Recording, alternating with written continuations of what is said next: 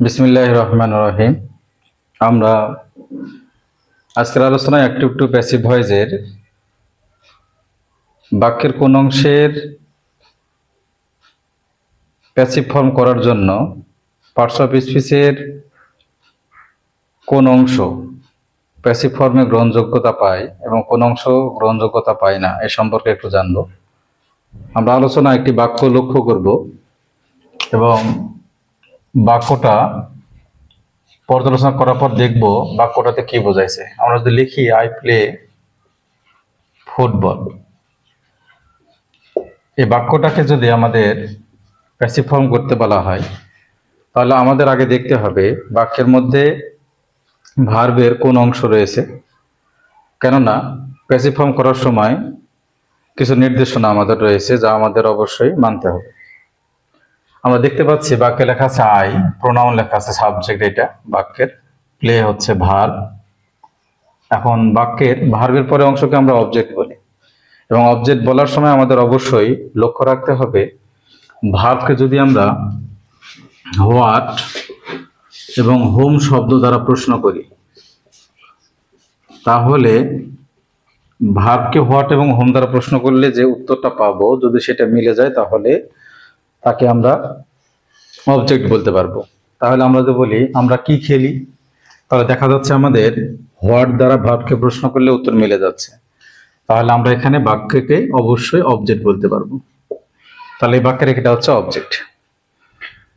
এখানে প্লে শব্দটা আমরা অবশ্যই মেন ভার্ব হিসেবে চিনি বা হচ্ছে প্রিন্সিপাল ভার্ব হিসেবে চিনি। এখন পার্টস অফ স্পিচের ক্ষেত্রে আমাদের এই প্লে শব্দটাকে আন্ডারলাইন করে যদি আমাদেরকে বলা হয় যে প্লে হচ্ছে কোন ধরনের ভার্ব, তাহলে আমরা যে ভার্বকে প্রিন্সিপাল ভার্ব বা মেইন ভার্ব হিসেবে চিনি তাহলে ওই ভার্বটাকে আমরা কোন ভার্ব বলতে পারি। আমরা অবশ্যই ভার্বের ক্লাসিফিকেশনে দেখেছি যে একটা বাক্যের যখন অবজেক্ট থাকবে এবং ভার্ব ওই অবজেক্ট অনুসারে অর্থ প্রকাশ করতে পারবে তখন সে বাক্যটাকে কি বলা হয়।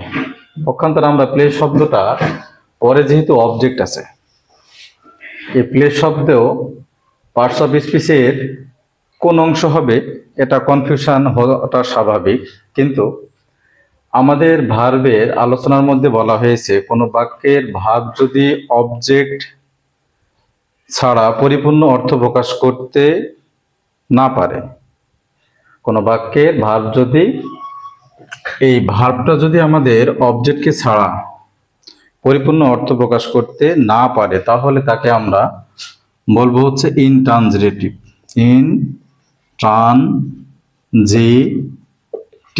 ভার্ব। এবং কোনো বাক্য যদি ভার্বের কে প্রশ্ন করে দেখা যাচ্ছে যে অবজেক্ট পাচ্ছে এবং ওই ভার্বটি অবজেক্টের পূর্ণাঙ্গ আলোচনা আমাদের প্রকাশ করছে, তার মানে কোনো অবজেক্ট যখন বাক্যের ভার্বের অর্থ পরিপূর্ণভাবে প্রকাশ করে তখন ওই অবজেক্টের কারণে ওই ভার্বটাকে ট্রানজিটিভ ভার্ব বলা হয়।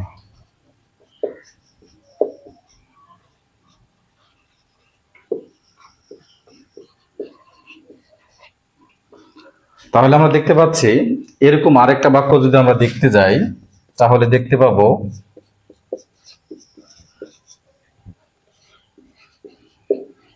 I play outside. দুইটা বাক্য পরস্পর একই রকম, আমি ফুটবল খেলি এবং আমি হচ্ছে বাইরে খেলি। এই বাক্যকে আমরা হোয়াট হোম দ্বারা প্রশ্ন করে অবজেক্টকে ইন্ডিকেট করেছি। এখন এই বাক্যটাকে যদি হোয়াট হোম দ্বারা মেলাতে যায় তাহলে আমাদের অর্থটা মিলবে না। তাহলে এই বাক্যটাকে আমরা যদি হোয়ার শব্দ, হোয়েন শব্দ, হোয়াই শব্দ এবং হচ্ছে হাউ, চারটা ডাব্লিউএস শব্দ দ্বারা যদি প্রশ্ন করি তবে এই শব্দটার অর্থ দাঁড়াবে হচ্ছে অ্যাডভার্ব। আর কোনো বাক্যের ভার্বের পরে যদি অবজেক্ট না থাকে তাহলে ওই ভার্বটাকে অবশ্যই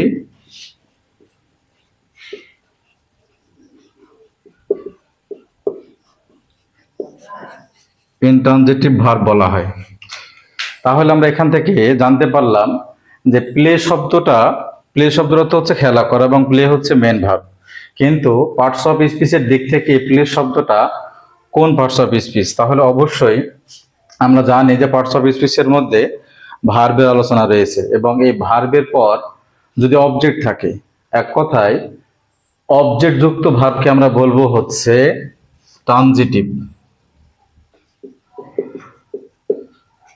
ট্রানজিটিভ ভার্ব।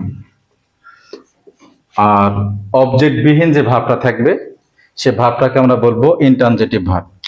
এখান থেকে আরেকটা কথা যদি মনে রাখি যে প্যাসিভ ফর্ম করার সময় যদি হচ্ছে ট্রানজিটিভ ভার্ব হয় তাহলে ওই বাক্যের প্যাসিভ ফর্ম করা যায়, এবং ভার্বের পরে যদি ইনট্রানজিটিভ, ওই ভার্বটা যদি ইনট্রানজিটিভ ভার্ব হয় তাহলে ওই বাক্যের কোনো প্যাসিভ ফর্ম হয় না। ধন্যবাদ সবাইকে।